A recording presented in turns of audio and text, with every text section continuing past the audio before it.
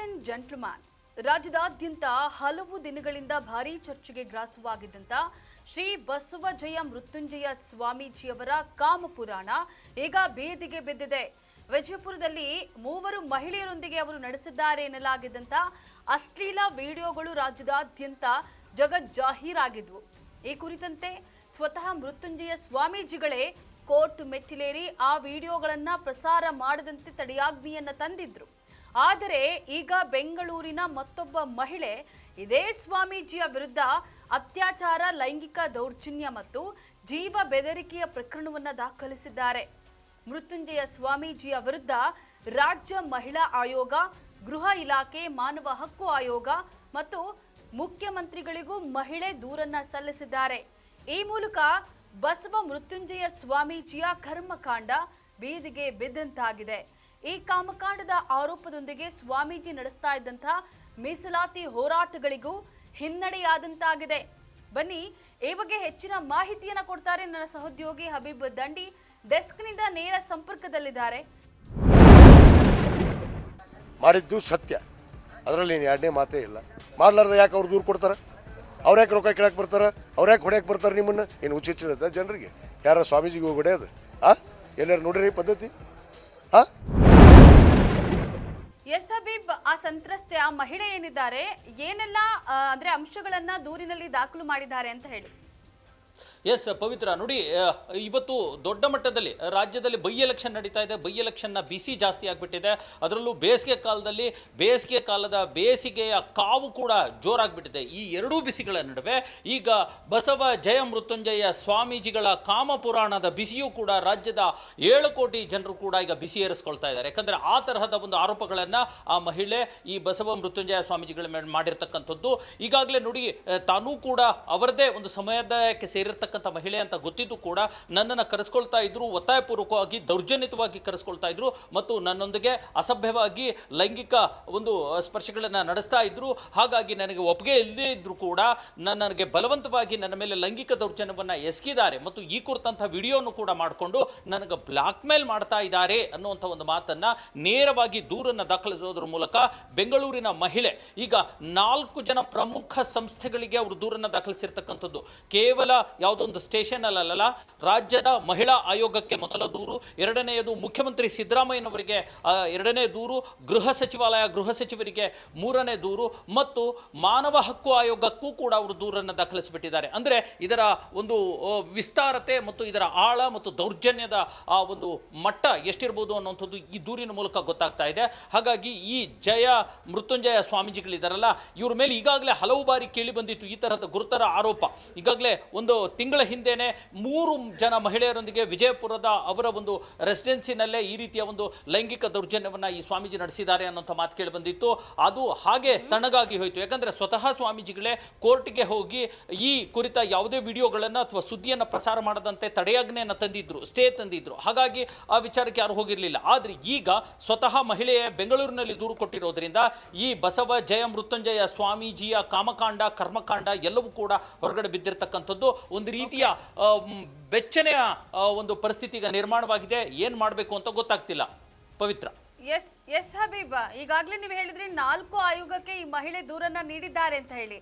ಆ ಆಯೋಗಗಳು ಯಾವ ರೀತಿ ಬೆಂಬಲವನ್ನ ಸೂಚಿಸ್ತಾ ಇದ್ದಾರೆ ಈ ಮಹಿಳೆಗೆ ಅಂತ? ಇದು ಕಾನೂನಿನ ಪ್ರಕ್ರಿಯೆ ಏನಿದೆ ಅದು ನಡೆಯುತ್ತೆ ಪವಿತ್ರ. ಯಾಕಂದರೆ ಈಗಾಗಲೇ 4 ಕಡೆ ತಗೊಂಡಿರೋದ್ರಿಂದ, ದೂರು ದಾಖಲಿಸಿರೋದ್ರಿಂದ ಅವರು ಕಾನೂನು ಮೂಲಕ ಏನೇನು ಕ್ರಮಗಳನ್ನು ತೆಗೆದುಕೋಬೇಕು, ದೂರನ್ನು ದಾಖಲಿಸ್ಕೊಳ್ಳೋದು, FIR ಅನ್ನು ಮಾಡ್ಕೊಳ್ಳೋದು, ಮೆಡಿಕಲ್ ಟೆಸ್ಟ್ಗಳನ್ನು ಮಾಡಿಸುವಂಥದ್ದು ಮತ್ತು ಈ ಪ್ರಕರಣವನ್ನು ನ್ಯಾಯಾಲಯದ ಗಮನಕ್ಕೆ ತರುವಂಥದ್ದು ಮತ್ತು ನ್ಯಾಯಾಲಯದ ಮೂಲಕ ಕಾನೂನು ಪ್ರಕ್ರಿಯೆಗಳು ನಡೆಯುವಂಥದ್ದು ಎಲ್ಲವೂ ಕೂಡ ನಡೆಯುತ್ತೆ. ಇದರ ಜೊತೆಗೆ ಈಗಾಗಲೇ ಮಾನ ಹರಾಜಾಗಿರ್ತಕ್ಕಂಥ ಜಯ ಮೃತ್ಯುಂಜಯ ಸ್ವಾಮೀಜಿಗಳ ವಿರುದ್ಧ ಅವರದೇ ಪಂಚಮಸಾಲಿ ಸಮುದಾಯದ ಬಹಳಷ್ಟು ನಾಯಕರು ಸಿಡಿದು ಬಿದ್ದಿರ್ತಾರೆ. ಈಗ ಶಾಸಕ ಕಾಶಪ್ಪನವರು ಕೂಡ ಬಾಯಿಗೆ ಬಂದ ಹಾಗೆ ಅವರ ವಿರುದ್ಧ ಸಾಕಷ್ಟು ದೌರ್ಜನ್ಯದ ಮಾತುಗಳನ್ನು ಆಡಿರ್ತಕ್ಕಂಥದ್ದು. ಇಂತಹ ಸ್ವಾಮೀಜಿಯಿಂದ ನಮ್ಮ ಸಮುದಾಯದ ಮಾನ ಮರ್ಯಾದೆ ಹಾಳಾಯಿತು, ಇದು ಗೊತ್ತಾಯಿತು ನಮಗೆ. ಹಲವು ತಿಂಗಳುಗಳಿಂದ ಈ ಪರಿಸ್ಥಿತಿ ಇತ್ತು. ಈ ವಿಚಾರಗಳು ಗೊತ್ತಾಗೆ ನಾವು ನಮ್ಮ ಪಂಚಮಸಾಲಿ ಪೀಠದಿಂದ ಇವರನ್ನ ಕಿತ್ತೊಗೆದಿದ್ದೀವಿ ಅನ್ನುವಂಥ ಒಂದು ಮಾತನ್ನು ಕೂಡ ಹೇಳಿದರು. ಅಲ್ಲದೆ ಈಗಾಗಲೇ ಸ್ವತಃ ಈ ಎಲ್ಲ ಬೆಳವಣಿಗೆಗಳು ನಡೀತಾ ಇರತಕ್ಕಂಥ ಹಿನ್ನೆಲೆಯಲ್ಲಿ ಈ ಜಯ ಮೃತ್ಯುಂಜಯ ಸ್ವಾಮೀಜಿಗಳು ಕೂಡ ಒಂದು ಸ್ಟೆಪ್ ಅನ್ನು ಮುಂದಕ್ಕೆ ಹೋಗಿದ್ದಾರೆ. ಅವರು ಸ್ವತಃ ವಿಜಯಪುರದ ಒಂದು ಠಾಣೆಯಲ್ಲಿ ಈ ಮಹಿಳೆಯ ವಿರುದ್ಧ ಮತ್ತಿತರ 3 ಜನರ ಒಟ್ಟು 4 ಜನರ ವಿರುದ್ಧ ದೂರನ್ನು ಅವರು ಪ್ರತಿ ದೂರನ್ನು ದಾಖಲಿಸಿದ್ದಾರೆ. ಇವರು ನನಗೆ ಹಣಕ್ಕೆ ಡಿಮಾಂಡ್ ಮಾಡ್ತಿದ್ದಾರೆ, ಸುಮಾರು 3 ಕೋಟಿ ರೂಪಾಯಿ ಕೇಳ್ತಿದ್ದಾರೆ.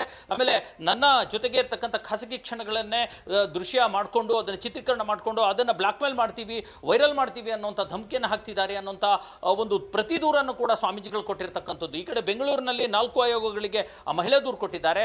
ವಿಜಯಪುರದಲ್ಲಿ ಅಲ್ಲಿ ಸ್ವತಃ ಸ್ವಾಮೀಜಿನೇ ಬಂದು ಹೊರಗಡೆ ದೂರು ಕೊಟ್ಟಿರ್ತಕ್ಕಂಥದ್ದು. ಒಟ್ಟಾರೆ ಈ ಮಹಿಳೆ ಮತ್ತು ಸ್ವಾಮೀಜಿಯ ನಡುವೆ ಇರತಕ್ಕಂಥ ಈ ಒಂದು ಕಾಮ ಪುರಾಣ ಏನಿದೆ ಇದು ರಾಜ್ಯದಲ್ಲಿ ದೊಡ್ಡ ಮಟ್ಟದಲ್ಲಿ ಸದ್ದು ಮಾಡ್ತಾ ಇರ್ತಕ್ಕಂಥದ್ದು. ಒಂದು ವಿಚಾರ ಗೊತ್ತಾಗ್ತಾ ಇಲ್ಲ ಪವಿತ್ರ, ಯಾಕೆ ಸ್ವಾಮೀಜಿಗಳು ಈ ರೀತಿಯ ಮಾಡ್ತಾರೆ ಅಂತ. ಅದು ಆಸಾರಾಮ್ ಬಾಪು ಅನ್ನುವಂಥ ದೇವಮಾನವನಿಂದ ಹಿಡಿದು ಈ ನಮ್ಮ ಹೈದರಾಬಾದ್ ಕರ್ನಾಟಕದ ಮಲ್ಲಿಕಾರ್ಜುನ ಮುತ್ಯಾನಿಂದನೂ ಹಿಡಿದು ಈಗ ಜಯಮೃತ್ಯುಂಜಯ ಸ್ವಾಮೀಜಿ, ಚಿತ್ರದುರ್ಗದ ಶಿವಮೂರ್ತಿ ಸ್ವಾಮೀಜಿ, ಹೀಗೆ ಒಂದಷ್ಟು ಪಟ್ಟಿನ ಬೆಳೀತಾ ಹೋಗುತ್ತೆ. ಯಾಕೆ ಹೀಗಾಡ್ತಾರೆ, ಯಾಕೆ ಒಂದು ಸರಿಯಾದ ಧರ್ಮವನ್ನು ಪಾಲನೆ ಮಾಡ್ತಾ ಇಲ್ಲ, ಮಾಡೋದಿಲ್ಲ, ಇವರ ಈ ವರ್ತನೆಯಿಂದ ಇಡೀ ಸಮುದಾಯಕ್ಕೆ ಕೆಟ್ಟ ಹೆಸರು ಬರ್ತಾ ಇದೆಯಲ್ಲ ಅನ್ನುವಂಥ ನೋವು, ಕಾಳಜಿ ಸಾರ್ವಜನಿಕರಿಂದ ವ್ಯಕ್ತವಾಗ್ತಿದೆ ಪವಿತ್ರ. ಓಕೆ, ಈ ಕುರಿತು ಜಯಮೃತ್ಯುಂಜಯ ಸ್ವಾಮೀಜಿ ಏನಾದ್ರು ಪ್ರತಿಕ್ರಿಯೆ ನೀಡಿದ್ರ? ಜೊತೆಗೆ ಇವರು ಮೀಸಲಾತಿ ಹೋರಾಟಗಳಿಗೆ ಕೂಡ ಮುಂಚೂಣಿಯಲ್ಲಿದ್ರು ಕಾಣಿಸ್ಕೊಳ್ತಾ ಇದ್ರು, ಆ ಹೋರಾಟಗಳಲ್ಲೂ ಕೂಡ ಹಿನ್ನಡೆ ಆಯ್ತಾ ಅಂತ?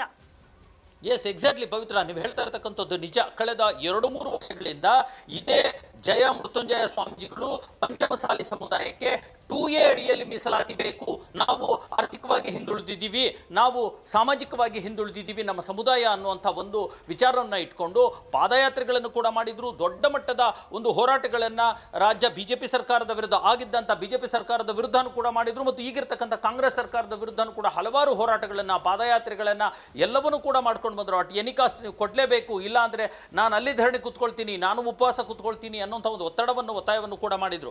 ಪಾಪ ಪಂಚಮಸಾಲಿ ಸಮುದಾಯ ಅಕ್ಷರಶಃ ಅದರ ಸಮುದಾಯದ ಬಹಳಷ್ಟು ಜನ ಬಡವರು ಇರ್ಬೋದು, ಆರ್ಥಿಕ ಪರಿಸ್ಥಿತಿಗಳು ತಳಮಟ್ಟದಲ್ಲೂ ಕೂಡ ಇರ್ಬೋದು, ಅವರಿಗೆ ಮೀಸಲಾತಿ ಕೊಡಬೇಕಾಗಿರ್ತಕ್ಕಂಥ ಅವಶ್ಯಕತೆ ಮತ್ತು ಅನಿವಾರ್ಯತೆಯೂ ಇರಬಹುದು. ಆದರೆ ಈ ತರಹದ ಒಂದು ಹೋರಾಟದ ಮುಂಚೂಣಿಯಲ್ಲಿದ್ದಂತಹ ಹೋರಾಟವನ್ನು ತನ್ನ ಹೆಗಲಿಗೆ ತೆಗೆದುಕೊಂಡಿರ್ತಕ್ಕಂಥ ಸ್ವಾಮೀಜಿಯಿಂದಲೇ ಮಹಿಳಾ ಶೋಷಣೆ ನಡೆದಿದೆ, ಲೈಂಗಿಕ ದೌರ್ಜನ್ಯ ನಡೆದಿದೆ, ರೇಪು, ಅತ್ಯಾಚಾರ, ಜೀವ ಬೆದರಿಕೆ ಅಂತ ಕೆಲಸಗಳು ಕೂಡ ನಡೀತಾ ಇವೆ.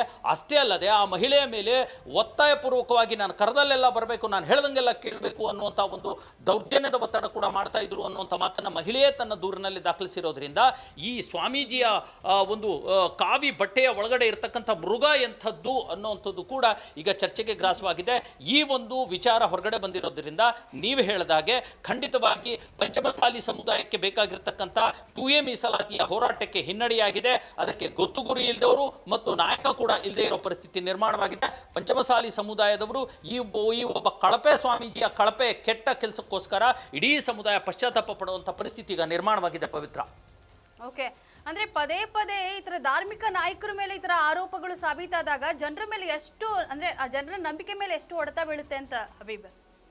ಖಂಡಿತ ಪವಿತ್ರ, ನೋಡಿ, ಒಂದು ಸಮುದಾಯ, ಒಂದು ಜಾತಿ, ಒಂದು ಧರ್ಮ ಎಲ್ಲವೂ ಕೂಡ, ಅದರಲ್ಲೂ ನಮ್ಮ ಭಾರತದಂತಹ ವೈವಿಧ್ಯಮಯವಾದ ದೇಶದಲ್ಲಿ ಹಿಂದೂ ಧರ್ಮವನ್ನು ತಮ್ಮ ಜೀವಕ್ಕಿಂತ ಹೆಚ್ಚಿನದಾಗಿ ಆಚರಣೆ ಮಾಡುವಂಥ ಈ ದೇಶದಲ್ಲಿ ತಾವು ನಂಬಿರ್ತಕ್ಕಂಥ ನಾಯಕ, ತಾವು ನಂಬಿರ್ತಕ್ಕಂಥ ಧಾರ್ಮಿಕ ನಾಯಕ ಈ ರೀತಿ ಕೆಟ್ಟದಾರಿ ಹಿಡಿದಾಗ, ಅಡ್ಡದಾರಿ ಹಿಡಿದಾಗ, ಕೆಟ್ಟ ಚಾಳಿ ಮಾಡಿದಾಗ, ಈ ಥರದ ಲೈಂಗಿಕ ದೌರ್ಜನ್ಯಗಳನ್ನು ಮಾಡಿದಾಗ, ರೇಪು, ಅತ್ಯಾಚಾರ, ಕೊಲೆ ಅಂತ ಕೆಲಸಗಳನ್ನು ಮಾಡಿದಾಗ ಇಡೀ ಸಮುದಾಯಕ್ಕೆ ಒಂದು ರೀತಿಯ ದಿಗ್ಮೂಢತೆ ಆವರಿಸಿಕೊಂಡು ಬಿಡುತ್ತೆ. ಅವರಿಗೆ ಒಂದು ರೀತಿ ಶಾಕ್ ಉಂಟಾಗ್ಬಿಡುತ್ತೆ. ಏನೋ ಒಂದು ಕನಸನ್ನು ಕಂಡಿರ್ತಾರೆ, ಒಂದು ಬೆಳಕನ್ನು ತೋರಿಸ್ಬೋದು, ನಮ್ಮ ಸಮುದಾಯವನ್ನು ಒಂದು ಉನ್ನತ ಮಟ್ಟಕ್ಕೆ ತೆಗೆದುಕೊಂಡು ಹೋಗುವಂಥ ಅಥವಾ ತಮ್ಮ ಸಮುದಾಯದ ಕಷ್ಟಗಳನ್ನು ಪರಿಹರಿಸುವಂಥ ಬೆಳಕು ಅನ್ನುವಂಥ ಒಂದು ಮಾತನ್ನು ಆ ಧರ್ಮದ ಸ್ವಾಮೀಜಿಗಳಿಗೆ ಅವರು ನಂಬ್ಕೊಂಡಿರ್ತಾರೆ. ಅಂಥವರಿಂದಲೇ ಈ ರೀತಿ ಆದಾಗ ಇಡೀ ಸಮುದಾಯಕ್ಕೆ ಆಗುವಂಥ ಶಾಕ್ ಇದೆಯಲ್ಲ, ಅದು ಅಷ್ಟಿಷ್ಟಲ್ಲ, ಬಹಳ ನೊಂದ್ಕೊಳ್ತಾರೆ. ಇವತ್ತು ನೋಡಿ, ಪಂಚಮಸಾಲಿ ಸಮುದಾಯದ ಯಾವುದೇ ಬಾಂಧವರನ್ನು ನಿಲ್ಲಿಸಿ ಕೇಳಿ, ಖಂಡಿತ ಅವ್ರಿಗೆ ಮಾತಾಡಲಿಕ್ಕೆ 2 ಮಾತಿರಲಾರ್ದು. ಯಾಕಂದರೆ ಆರಾಧ್ಯ ದೈವ ಅಂತಾನೆ ಅವರು ಪೂಜಿಸ್ತಾ ಇದ್ರು. ಇದು ಕೇವಲ ಒಂದು ಸಮುದಾಯ, ಒಂದು ಧರ್ಮಕ್ಕೆ ಅಲ್ಲ, ಯಾವುದೇ ಧರ್ಮ, ಯಾವುದೇ ಜಾತಿ, ಯಾವುದೇ ಸಮುದಾಯ, ಯಾವುದೇ ಪಂಗಡ, ಯಾರದೇ ಸ್ವಾಮೀಜಿಗಳಿರಲಿ ಅಥವಾ ಧಾರ್ಮಿಕ ನಾಯಕರಿರಲಿ, ರಾಜಕೀಯ ನಾಯಕರು ಮಾಡೋದು ದೊಡ್ಡ ವಿಚಾರ ಅಲ್ಲ. ನಮ್ಮ ಜಾತಿಯ ಯಾವನೋ ಒಬ್ಬ MLA ಇದ್ದಾನೆ, MP ಇದ್ದಾನೆ, ಅವನು ಯಾವುದೋ ಸ್ಕ್ಯಾಂಡಲ್ ಸಿಕ್ಕಾಕೊಂಡಿದ್ದಾನೆ, ದುಡ್ಡು ಹೊಡೆದಿದ್ದಾನೆ, ರೇಪ್ ಮಾಡಿದ್ದಾನೆ ಅಂದ್ರೆ ದೊಡ್ಡ ವಿಚಾರನೇ ಅಲ್ಲ. ಆದರೆ ಧಾರ್ಮಿಕ ನಾಯಕರು ಮಾಡುವಂಥದ್ದು ಇದೆಯಲ್ಲ, ಅದು ಎಲ್ಲ ಆಯಾ ಧರ್ಮದ ಸಮುದಾಯದ ಸುಪ್ತ ಮನಸ್ಸಿಗೆ ಒಂದು ರೀತಿ ಆಗುವಂಥ ಘಾಸಿ, ಅದು ಅವರ ಭಾವನೆಗಳಿಗೆ ಆಗುವಂಥ ಘಾಸಿ, ದೊಡ್ಡ ಮಟ್ಟದ ದ್ರೋಹ ಇದು. ಆ ದ್ರೋಹಕ್ಕೆ ಇಂತಹ ಸ್ವಾಮೀಜಿಗಳಿಂದ ದೊಡ್ಡ ಮಟ್ಟದ ಒಂದು ಪರಿಣಾಮ ಬೀರುವಂಥ ಎಲ್ಲ ಸಾಧ್ಯತೆಗಳಿದ್ದಾವೆ. ಮತ್ತು ಬೇರೆ ಸ್ವಾಮೀಜಿನ ನಾವು ನಂಬೇಕೋ ಬೇಡವೋ ಅಥವಾ ನಾವು ಏನು ಮಾಡಬೇಕು ಅನ್ನೋಂಥ ಒಂದು ಅತಂತ್ರ ಪರಿಸ್ಥಿತಿಯಲ್ಲಿ ಈಗ ಪಂಚಮಸಾಲಿ ಸಮುದಾಯ ಕೂಡ ಇರತಕ್ಕಂಥದ್ದು ಪವಿತ್ರ. ಥ್ಯಾಂಕ್ ಯು ಹಬೀಬ್, ತಮ್ಮೆಲ್ಲ ಮಾಹಿತಿಗಾಗಿ.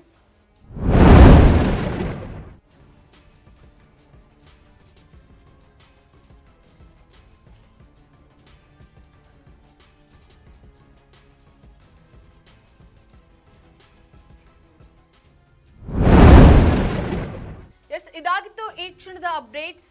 ನೆಲ ಜಲ ಭಾಷೆಗಾಗಿ ನೋಡ್ತಾ ಇರಿ ಫೋಕಸ್ ಟಿವಿ.